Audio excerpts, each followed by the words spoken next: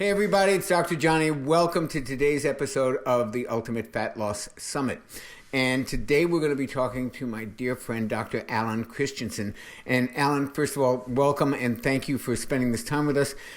Normally I don't spend a lot of time on credentials because everybody we're interviewing is so well known and all their bios are online. I didn't want to use much of the time to do that, but you have a credential I have such great respect for, and it's unusual. And so I want to just spend a minute telling people you are an NMD. We all know what a naturopathic physician is, I hope. We all know what a medical doctor is. NMDs, I've only known 2 or 3 in my life. Decker Weiss out in Arizona. Would you tell people what an NMD, a naturopathic medical doctor, is? Sure. You mentioned about people being aware of what a naturopath is, what a medical doctor is. So we're both. We're trained in both worlds and really want to figure out what's most effective and not really having a big bias on whether it comes from Sprouts or from Walgreens. Just a matter of what's going to work and what's going to bring someone to a greater place of health. Yeah, that's a beautiful explanation for it, but it's just so, because usually these areas are so, not necessarily oppositional, but if you go to a naturopath, the medical doctors don't like the naturopaths, and the naturopaths, have issues with the conventional medicine, and, people who combine both of those and are trained in both, and, I have hospital privileges and prescription privileges and understand conventional medicine and also understand holistic medicine at the same time, I think is just such a superb credential, because you really can't argue with you guys. I mean, you know what I mean? The medical doctors can say, well, you don't understand. You can say, yes, I do. So I always, I hold you in such high regard anyway, but I also hold the credential in great regard, and of course the combination is just wonderful. And you are, of course, a best-selling author, New York Times best-selling author of the most recent one, the Adrenal Reset Diet, which we're going to get into today, and I think that's going to probably be the major thrust of what we talk about, because we really don't have anyone specifically focused on adrenals. It's certainly come up in a lot of the conversations. I'm very interested in hearing your particular take on it. But before we even start with the adrenals specifically, could you give us an overview of how hormones figure into the whole weight loss equation? We hear I've heard from clients decades, I'm sure you have too, I have bad genes, or my hormones are screwed up on my metabolism. And I don't think people really understand what that means. They use that a lot. So kind of enlighten us as to the role of hormones in the whole weight loss journey. For sure. Yeah, very simple thing. Hormones by definition are chemical messengers. And they're things that are made in one part of your body and they control other distinct parts or the body as a whole. And what we're learning is that weight loss and fat loss, as you said, it's more than just a matter of the whole calorie math equation. The body can be in 2 states. In one state, we're burning calories very freely and we're burning our fat stores for energy and for fuel. In the other state, we're not. We're hunkering down and we're storing all that and holding on to it. And I think about it almost like a switch. I've called it the fat switch before. And that switch is controlled by these chemical messengers, by the hormones. And the body's balance is such to where we can adapt and we can survive. And many things that can seem like obvious stressors or invisible hidden stressors push us in this survival state. And when we're there, we don't burn fat for fuel effectively. We hold on to it and we grow more of it. So hormones are behind that, and the adrenal hormones are a big part of it. So give us a little, intro to the adrenal hormones. I think many people that are listening to this are probably somewhat familiar with cortisol. I'm sure we could deepen our knowledge of that. All of us could. Give us a little bit of an overview of what the adrenals do, the glands, what they produce, why that's important to our survival, and more pertinently to this particular topic, how that actually affects weight loss, weight gain, or fat loss and fat gain.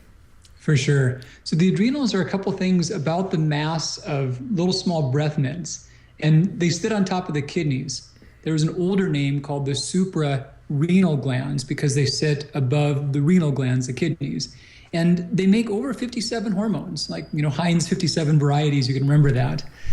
Cortisol, you mentioned, is one of the big ones, and a lot of the effects of the adrenals are mediated through cortisol, but there's many others. And what we've learned also is that the hormones the adrenals make are also taken by other parts of the body and rearranged or converted in ways that are secondarily useful. So what they do, they've got a couple of main roles. One of the ones that's often not thought of is that they regulate all the other hormones. So they're the gatekeepers. You can imagine your cells as being blocked or open. And when there's a real delicate ebb and flow of cortisol, that controls how cells receive every other hormone. And if the cortisol rhythm is changed, that can make the cells more open and hyperpermeable, or it can make them blocked and make them not absorb or assimilate all the other hormone signals.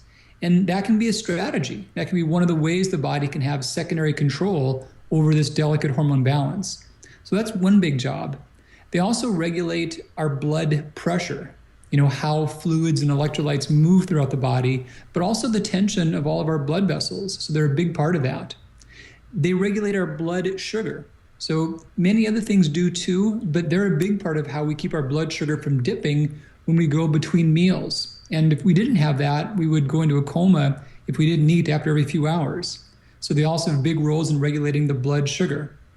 They are the main things that police inflammation in the body. And we stumbled across learning more about the adrenal hormones back when we made synthetic versions of them in the 50s. And now we still have medications like prednisone that they stop inflammation, but they're hard on the body. And that's because they take away your internal ability to do that on your own. So when they're healthy, the adrenal glands make it to where we don't have excessive unchecked inflammation. And the last big category is they regulate our circadian cycle, our daily rhythm. Right now we are both awake and we're speaking to each other. I think so. And our brains and our bodies are very different when we're in a deep state of sleep. And that's a function of that circadian cycle. And pretty much all facets of our body work differently in the day mode versus the night mode. And the adrenals are one big part of how that's controlled and regulated. And then you asked about how that affects fat and visceral fat growth. So there's the main output being cortisol. There's a mirror version of cortisol called cortisone. And cortisone's a weaker version of cortisol. So the adrenals make a lot of both, and the body can shuttle those two back or forth as it sees fit. And it turns out that's something that the visceral fat does. In the past, we thought about fat kind of like a suitcase. You threw stuff in there and left it there and forgot about it. But now we're learning that it's pretty active stuff. There's a lot of chemicals coming out of it, a lot of regulation of it. And one of the things it does is it shuttles cortisol and cortisone back and forth. The more your fat's making cortisol and the more your body has a flat, steady rhythm of cortisol, the more you store fat and the more things get shuttled into the fat. When that switch goes the opposite way and your fat is making more cortisone and your body makes a rhythmic production of cortisol, then that same fuel goes towards your muscle tissue. So same calories, same glucose, same food stuff can go down two different sets of railroad tracks based upon that cortisol to cortisone balance.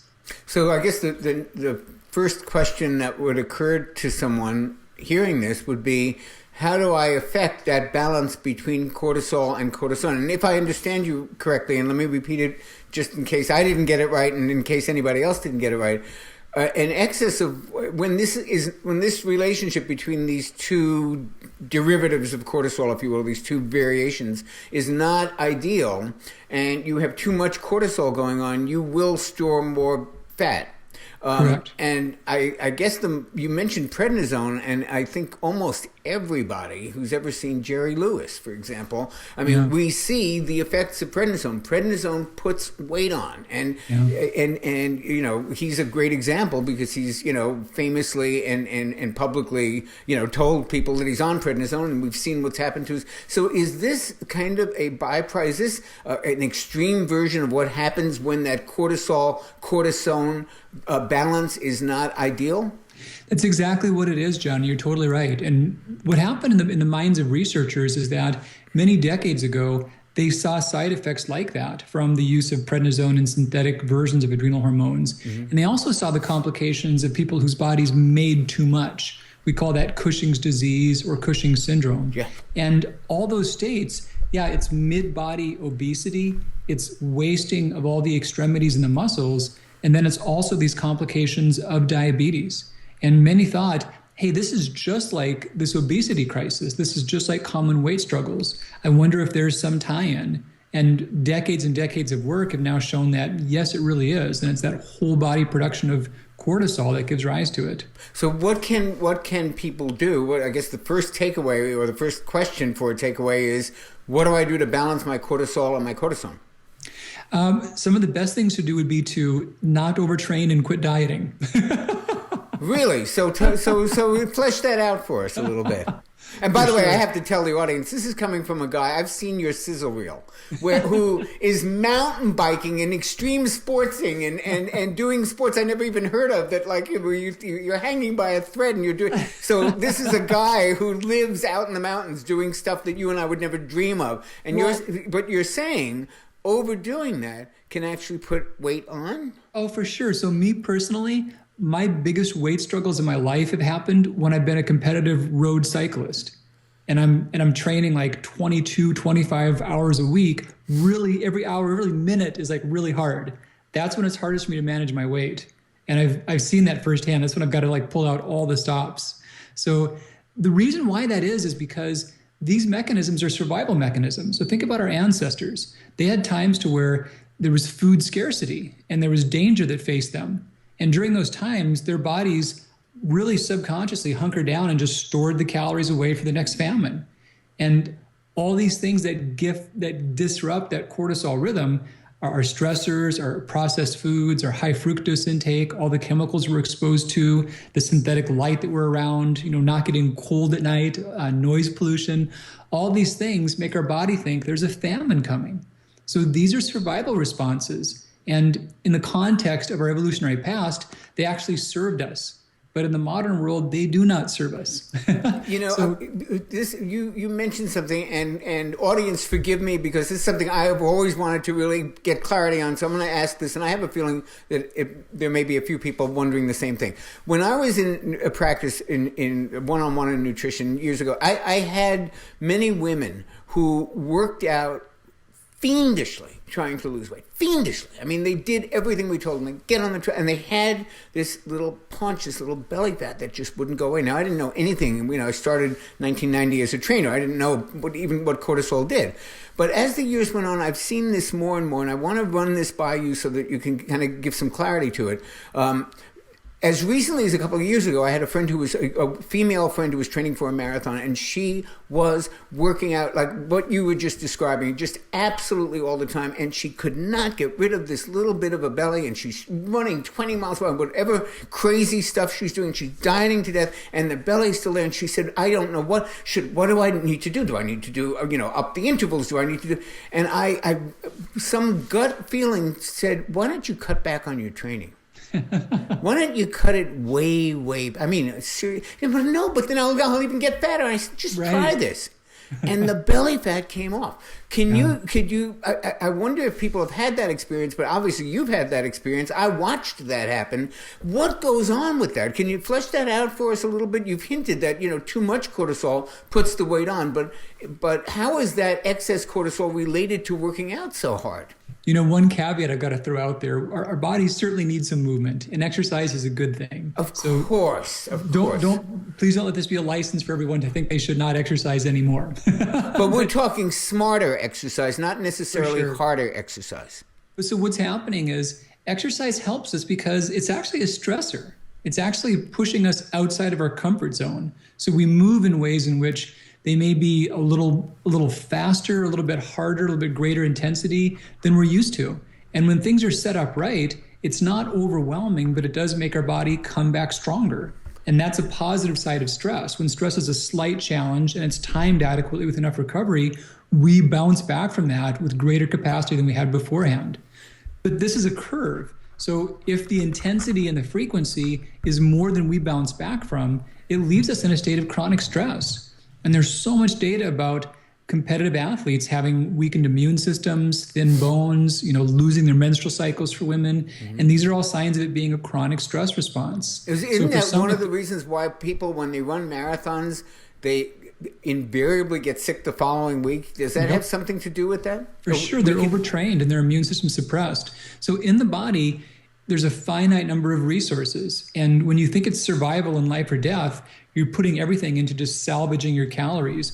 And your immune system, your ability to ward off minor infections, that's a bit of a luxury that you skimp on. And so you put more into just maintenance and less into the process of defense. You're spending less on your defense budget in those cases. Yeah, well put. Now, I want to, you alluded to three different things before that I want to come back to.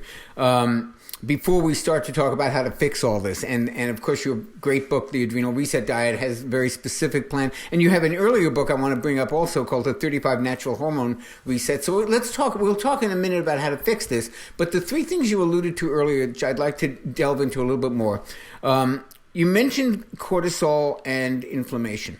Mm-hmm. I'd like to talk a little about that. I'd like to talk a little bit about the relationship between the adrenals and the thyroid. Mm-hmm. We have heard, not just in this summit, but I've certainly, many times have heard that very often when people have low thyroid or they present with hypothyroid symptoms and, sluggish and thinning hair and they can't lose weight and stuff, that this is very often secondary to an adrenal problem. And the thyroid specialists won't look at that, but this has got a very symbiotic relationship. So I'd like to explore the adrenals and the thyroid. And then finally, because we were talking about making sugar available for the body in an anticipated emergency, I'd like to explore a little bit about the relationship between cortisol and insulin, the fat storage hormone. So wherever you want to start with that, the thyroid, insulin, inflammation, thyroid, insulin. Happy to dive into it in that sequence. Good. So inflammation is probably the grand unifying theory in medicine right now. Yep. Everything that goes wrong from chronic disease to early death has some seed of inflammation tied behind it. Mm-hmm. One study I saw showed that people that have a bad cortisol rhythm, and this is not adrenal disease, this is not Addison's where the body cannot make it, or Cushing's where it cannot shut it off. This is adrenal dysregulation. Mm-hmm. But those who have adrenal dysregulation, their rate of death is higher than every other predictor of death that's known, including smoking status, heart disease status, diabetes, body weight, blood pressure. So when you can't make cortisol enough in the morning and shut it off at night, your body cannot regulate inflammation. And that drives early mortality more than any known factor. So when I was back in the day pre this career, when I was a musical director, all the singers, when they would have vocal problems and issues, they'd often, if they had to perform on Broadway that night and there was no time to do vocal rest, they'd get these cortisone shots. So how exactly is cortisol or cortisone anti-inflammatory, and how exactly is it pro-inflammatory?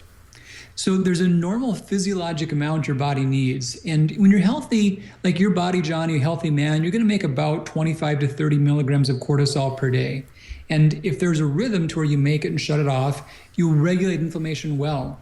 Now, when medicines are given that contain cortisol, cortisol analogs, we call that a pharmacologic dose as opposed to a physiologic dose. So it's not what your physiology would produce. It's not what your body normally makes. It's an amount way in excess of that. And for short periods of time, you shut down the good side, but also the bad side of your immune system. So you shut down your body's ability to make any inflammation.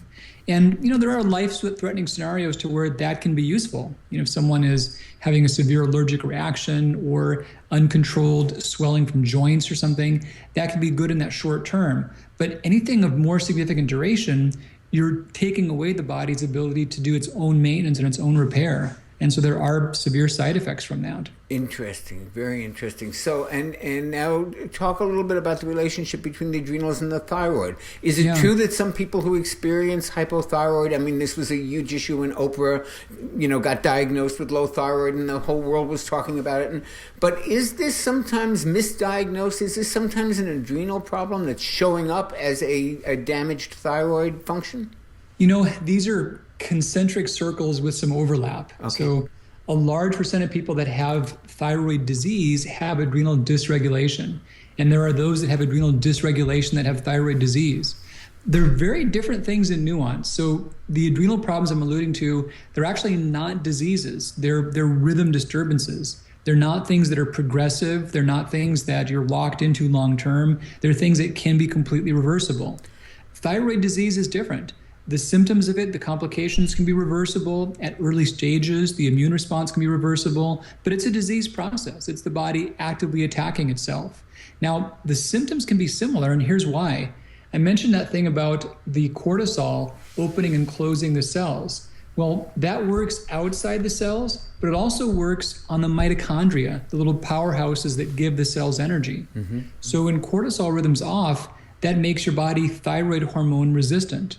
So even if you're making wonderful amounts of thyroid hormone, you may feel as if you're not, because the cortisol is making it to where those hormones aren't serving your cells in the way that they should. So that's one big piece of overlap. Would that be analogous to, could we call that, we've talked a lot about insulin resistance where, there's plenty of insulin, it's just not getting to where it's supposed to be getting to. Mm-hmm. Could this be a kind of thyroid hormone resistance? Could this be the adrenals actually kind of making the cells go, we're not interested, and there's plenty of it out there, but it just ain't getting to the place it's supposed to get? And could that be a kind of analogy to insulin resistance, only from the thyroid hormone point of view? It's a great analogy. And sometimes it's actually an intentional strategy. There's ways by which when the body is faltering or suffering, it tries to slow down its metabolism. My grandpa had this old truck, and it was on its last leg for decades, but it always gimped its way up the hill when it came time for harvesting hay. But he put a coffee can underneath the gas pedal so we couldn't push the gas pedal down too far. And that way the engine wouldn't give out. And your body does something like that. When there's something impairing your metabolism, you may intentionally suppress it from not revving itself too hard. And changing cortisol to prevent the influx of thyroid hormones can be one of those strategies. So yes, it can be a resistance. What a wonder. That story with the coffee can under the gas pedal is going to stay with me forever. That's a brilliant analogy. That's a great. So how do we know how does the person listening to this know if their adrenal rhythms, if you will, their regulation of, the cortisol and cortisone and those pathways, how do you know when they're screwed up? Easy thing. I put a lot of thought into figuring this out in terms of blood tests, urine tests, salivary tests. There's also hair cortisol tests too. But I did a large number of these and then just matched them up with symptoms. So an easy option that our listeners can do, there's a quiz at adrenalquiz.com. Just a few questions, mm-hmm. and you can get a sense on if you've got a healthy rhythm, or if it's not right, how is it not right? Because there's actually 3 very different stages. So that's one easy thing, is a basic quiz on some key symptoms. Mm-hmm. And do you do cortisol measurements by saliva? I know many people have been exposed to this, and probably some controversy about whether to measure some of these things with the blood or with the urine or with the. How do you feel about the best way to measure cortisol? It's a tough thing. There's still a lot of opposition about the idea of adrenal dysregulation from the conventional world. And it's really just a confusion of the disease versus dysregulation. So the blood tests in the more common prolonged urine tests, the 24-hour urine tests, are very good tools for tracking adrenal disease, for the Addisons and the Cushings. They're not good tools to consistently catch adrenal dysregulation, because with dysregulation, you might make reasonable amounts of cortisol as a function of the day's total, and you might even make reasonable amounts at a given point in time. But the first thing that happens is your day's rhythm gets disturbed. So the relationship of your morning cortisol to your night cortisol becomes unhealthy. And you won't see that by a spot reading of a blood test or by a full day's average for 24-hour urine. Now, salivary hormone tests have also been a source of controversy, and I've not seen strong data or consistent results with salivary levels for hormones like testosterone, estrogen, progesterone. Those are very big molecules. Cortisol is a smaller molecule. And from reputable labs, the measurement of salivary cortisol is pretty consistent with a few caveats. Some people have bleeding gums, or some people have other reasons by which they may get unusual readings. There may be a few percent of it. But apart from that, it's a good tool. And the nice thing is you can pretty accurately measure cortisol at several intervals over the course of the day. You can't go get a blood test done at midnight you can't get it done anyway, but even if you could, it would goop up your cortisol. Right. Well, of course. All right, so we touched on the thyroid and how excess cortisol could make our cells resistant to the effects of thyroid hormone. We talked on inflammation. The third thing was the relationship between cortisol and insulin, the fat storage hormone. I think that most people have heard enough people talk about how insulin goes up when we eat foods that are high in carbohydrates and to some extent protein, and it attempts to escort sugar into the bloodstream, but when the cells become resistant, it just sits there and it's not able to get the sugar into the muscle cells. What is the relationship of cortisol to all of this? Yeah.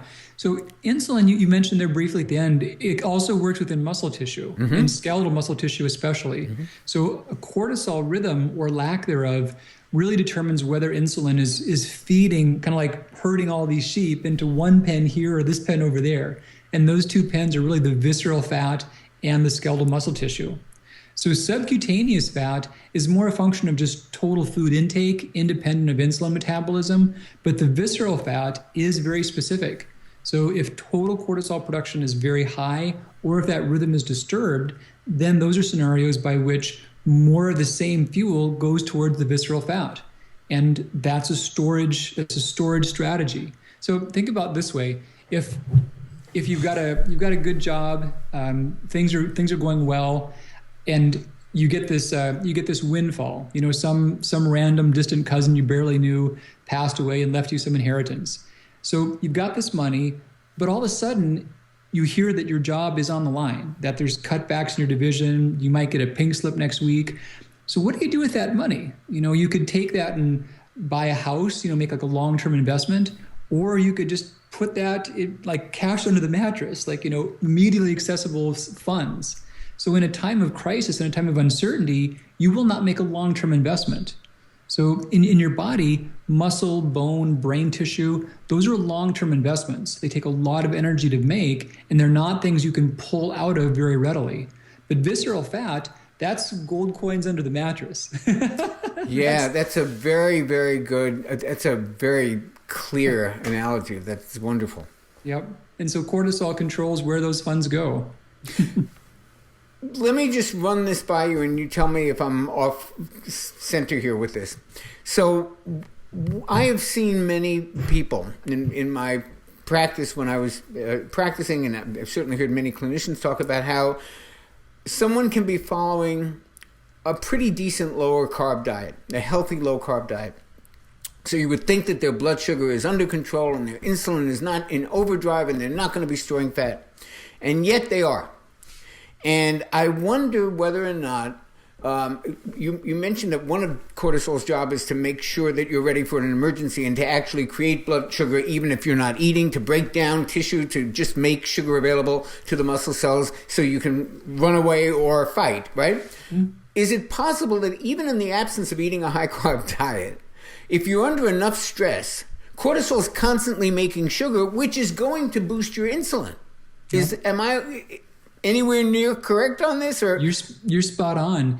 There's a device that allows a doctor to measure glucose 24 hours a day, like every minute, for 5-6 days at a time.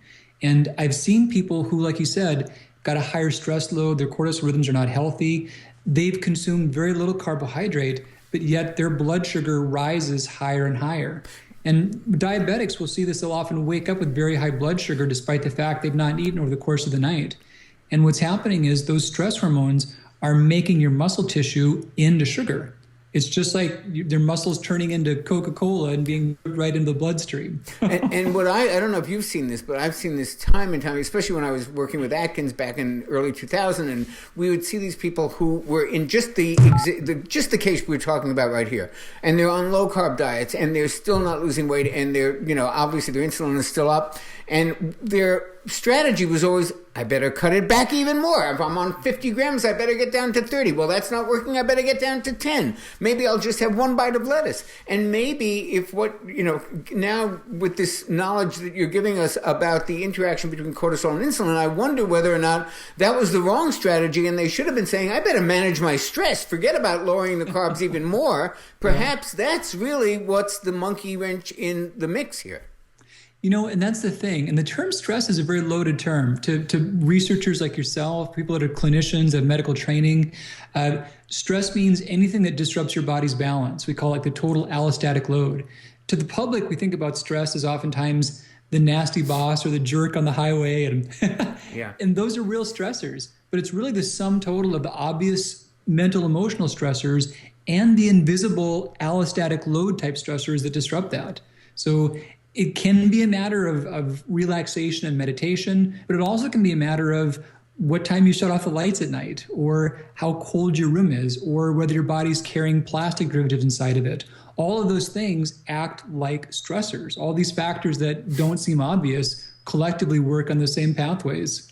But I want to now get to what people can actually do. And I guess I was going to say that the low-hanging fruit of these stressors, and of course you're absolutely right, if we're breathing something we don't know about and it's causing some kind of a load in the body that, we would rather not have, that's going to be seen as a stressor. But that's a kind of a hard one for people to do. They're not going to go out and get air purifier measurements and figure out what they're...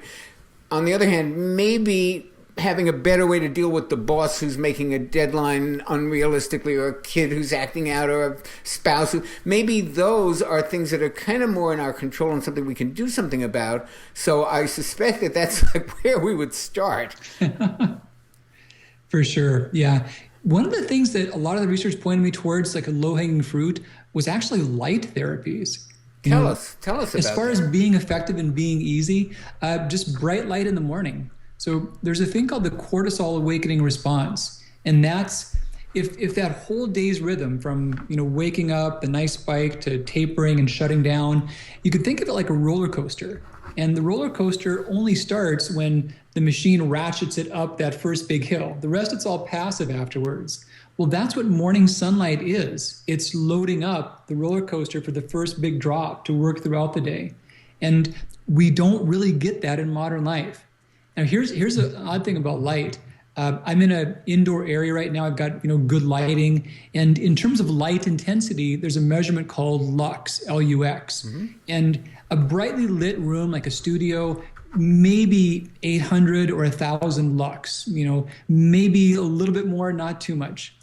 You step outside on a cloudy day, and it's going to be 50 to 80,000 lux of light intensity. Wow.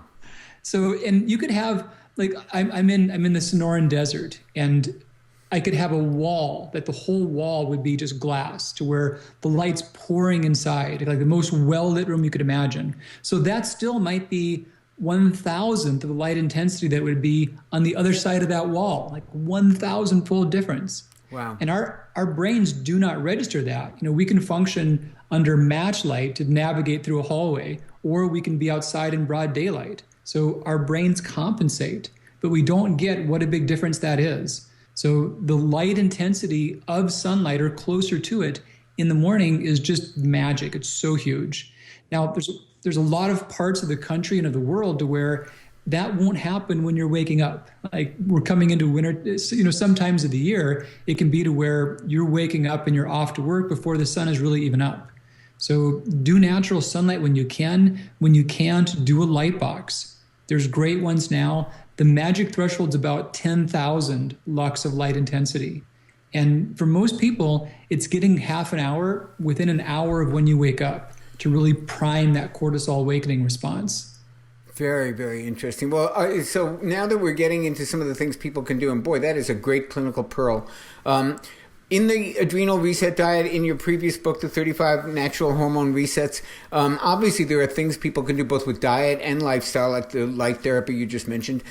What are the takeaways from the Adrenal Reset Diet? What are things people can actually do to kind of balance this rhythm, to undysregulate the cortisol rhythm, if you will, and kind of get it back on an even footing? What can people do? I love the way you talked about what are the lowest hanging fruits, because that's exactly how I thought about that. Mm-hmm. It's easy to talk about the million ways by which modern life is throwing us to hell in a handbasket. Right. But we can't change every variable all the time. Right. So I did a clinical trial that the book was based off of. And I took a group of people that had at least 5 unsuccessful dieting attempts in the last several years. They were not the easy weight loss people. They were the exact opposite. Mm-hmm. And I wanted to see how much we could fix the cortisol rhythm just by dietary intervention. So a couple steps in the diet, cutting out just junk food, cutting out processed foods. I called the binding proteins, or the sticky proteins, the ones that are hard to digest, the gluten, casein for some, albumin from egg. So taking some of those things out, avoiding GMOs, avoiding sugars. But the real distinguishing factor was controlling carbohydrate, using just only the most slow burning, unprocessed carbohydrate in controlled quantities, but then having it later in the day. So I mentioned before about a couple of things. Cortisol should be higher in the morning and lower at night, and cortisol is used to raise blood sugar. So putting those concepts together, you don't want cortisol to have to raise your blood sugar at nighttime. When it does that, then you're disrupting that gentle downslope at night. So the amount of reasonable carb you'd want, a controlled low amount of carbs, shifting that to the evening, that's a more favorable time of day for fixing that cortisol response. And the real beautiful thing about that strategy is your cortisol could be always low, always high, or exactly backwards. Those can all give the same problems. But some things in terms of like herbs or supplements wouldn't work if you're here the same way if you're there. But we showed in the study that the diet didn't matter where you were starting, but you're going to move about 58% back to target, whether you're starting out high, low, or backwards. And this is interesting, because very interesting to me, especially because what you said in the book actually went against what a lot of what I had taught and learned for most of my career, because we had always said, if you're going to have carbs, have them in the morning. You're more insulin sensitive then, and the last thing you want, and I'm mea culpa on this because I believed it. The last thing you want before you go to bed is a big, heavy insulin response. We want your body burning fat when you're sleeping, not storing fat. Yeah. And if you're going to eat a big, 6 bowls of cereal before you go to bed, your insulin's going to be on the roof, and all it's going to be doing is shuttling that sugar into the fat cells, or because the muscle cells are probably resistant to it. You are saying that quite the opposite is true.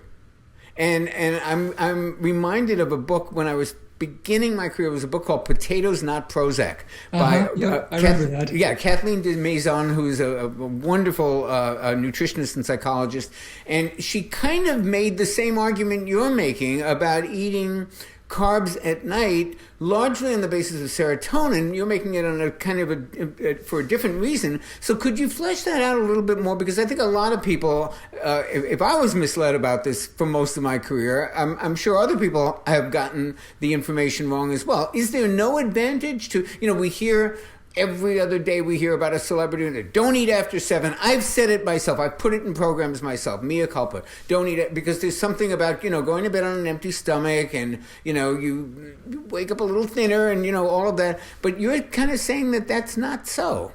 And I've heard the opposite advice for so much too. And metabolically, we've learned that there is a difference. And anyone on a diet that's not working, like you said, that's 6 bowls of cereal. If you throw that on a diet that's not working any time of day, bad things are going to happen. Right. So it's really a matter of the whole day's diet being good. One thing I saw that was one of the most compelling was a well-controlled study of military personnel. So many studies on diets rely on people's memory of what they ate, and that's close to worthless data, right? So this was a great one because it was done under controlled conditions. These people, their food was measured, it was weighed, and then also their leftovers were measured and weighed. So we knew exactly what they ate because it was given to them and recorded afterwards. And they were put into 2 groups. They were on the exact same diet, the exact same calorie load, the exact same protein, fat, and carb distribution. But one group had all the carbs at the evening meal, and the other group had 3 even amounts throughout the day. And the group that had made the carbs at nighttime shift saw a greater than 11 pounds of fat loss advantage. And they also saw less blood inflammation, lower blood pressure, lower blood glucose, less waist circumference as well. So a lot of big changes from that. Very interesting. Back when I was beginning my studies, there's a very popular diet book out. I wrote about it in my Living Low Carb when I reviewed all the low carb diets, called The Carbohydrate Addict's Diet. Mm-hmm. Yep. And I always thought it was kind of a little cuckoo, to tell you the truth, and a little meshugana is the Jewish word for nuts. But she actually was saying something very similar. Now it's starting to all beginning to make sense, because they basically had, they would never have called it this, but I'm telling you, it was Atkins for breakfast, Atkins for lunch, and then a very balanced higher carb meal at night, which was kind of the opposite of what intuitively you would think would work, and yet they got spectacularly good results. They had a very, very loyal cult following of people because it worked for many people. Is it the same kind of thing? Yeah, and here's one big disconnect. So it seems logical that you'd want to have your carbs in the morning when you can burn them, but something that I realized was that there's such a big time lag between eating and burning. So like here's a metaphor. Marathon runners, you mentioned like a gal who's training and working with you. The practice they've done forever is they'll do a pasta dinner the night before the race. Yeah. They don't do a pasta breakfast before the gun goes off. Right. So it takes a while to form glycogen out of your food. And in the right time of day, your body can really build glycogen in the skeletal muscle out of that food. To whereas first thing in the morning, you're going to push cortisol down. And they've shown that, a higher carb breakfast, you're going to have less mental productivity and less energy throughout the day, and probably more insulin resistance also. So, but in the adrenal reset diet, you're still pretty close to the. I don't want to characterize I don't want to put words in your mouth, but you're certainly not a high carb, low fat guy. No. So you would certainly be much more paleo friendly, higher fat, lower carb kind of friendly. How would you characterize the key points of the adrenal reset, the diet part of the adrenal reset program? Paleo friendly is a good way of putting it. I am a fan of some of the lower fructose carbohydrates. Mm-hmm. So the good thing about carbs is fibers. We've got soluble, insoluble, and resistant fiber, aka resistant starch. Mm-hmm. I think those are the best parts of carbs. And the worst part would probably be the fructose. There's strong alignment on that. So I made a ranking about a fiber fructose ratio for various different carbohydrates. And when you think about it that way, legumes come out in a pretty good place. Yep. And those who have concerns about phytic acid or whatnot, you can certainly sprout, but there's many great nutrients and very slow metabolism of legumes. Yeah. The tough part about not having them in is that either you're not getting enough carbs at night to where your cortisol is going to be too high, or if you are getting them, they're primarily going to be fructose-based carbohydrate. And even from natural food sources like, agave or honey or fruit juices or tropical fruits, that fructose can do the weight loss goals a disservice. Well, but let's be clear, though. Let me be clear. You're not, I hope, I don't think you're talking about fructose as it occurs naturally in a food like an apple. I think you're talking more about fructose as it occurs in agave nectar, which is pure high fructose corn syrup, in my opinion. For sure. But are you concerned about the natural amount of fructose that people might get from blueberries or apples or, that kind of thing? Or are we talking about the extraction of fructose and then adding it to every food under the sun and, getting a huge overload of this stuff? A couple different scenarios. So one scenario is what would lead to a health crisis. And I think it would be so wrong to claim that apples or blueberries could ever lead to a health crisis. It's all the collective factors that do that. So it's kind of like what would push Humpty Dumpty off the wall. Right. That's one thing. The other thing is what puts Humpty Dumpty back together again. And they can be different. So if someone has been metabolically stressed from processed fructose of so many types, they may reach a state to where as a transitional process, they're better off going lower in fructose in general, even from some of the natural sources for an interim period of time. And sometimes that can be a strategy helping them more quickly have that belly fat loss that they're looking for. That's a really wonderful clinical pearl and helps to actually, for me anyway, maybe for some people listening, helps to make sense of, for example, some of the Atkins type programs where they take fruit out for the first 2 weeks. Yeah. If you look at it from the point of view you just beautifully expressed, that perhaps it's a temporary balancing to a metabolism that's been injured by just too much of this stuff. Yeah. And it's not that apples aren't, apples and blueberries and all the things that I recommend, you recommend. It's a time and a place and knowing where you are metabolically and kind of trying to heal that before you throw some of these things that are perfectly healthy to a normal person back into the mix. Yep, exactly. Yeah, beautiful. Any other pearls from the Adrenal Reset program? We've learned so much. I'm just being greedy for more. Is there any other kind of take-home clinical pearls from that we can pass on?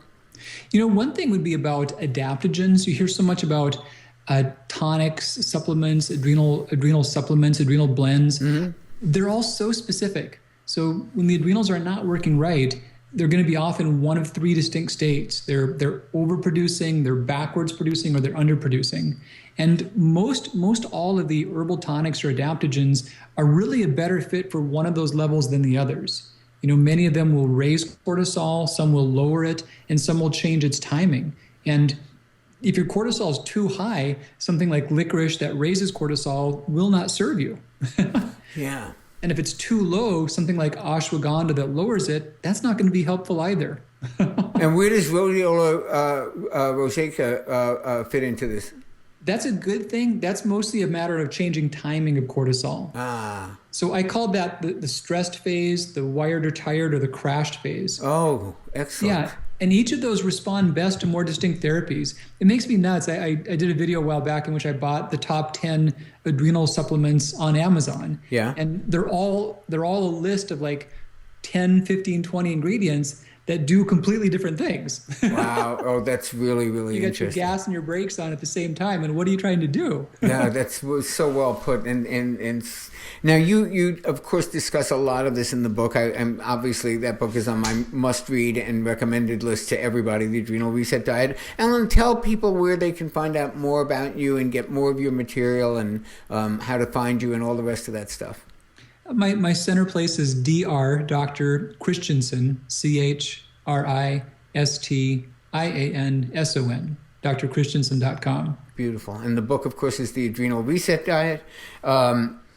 Thank you so much. This has just been a mind-blowingly rich with content, and I know people are going to want to listen to this. I know if you're listening to this now, you're going to want to listen to this again. You're going to want to take notes. You're going to want to share it with family and friends. So please click on the little thing right next to where you're listening to and take this home with you, because this is really...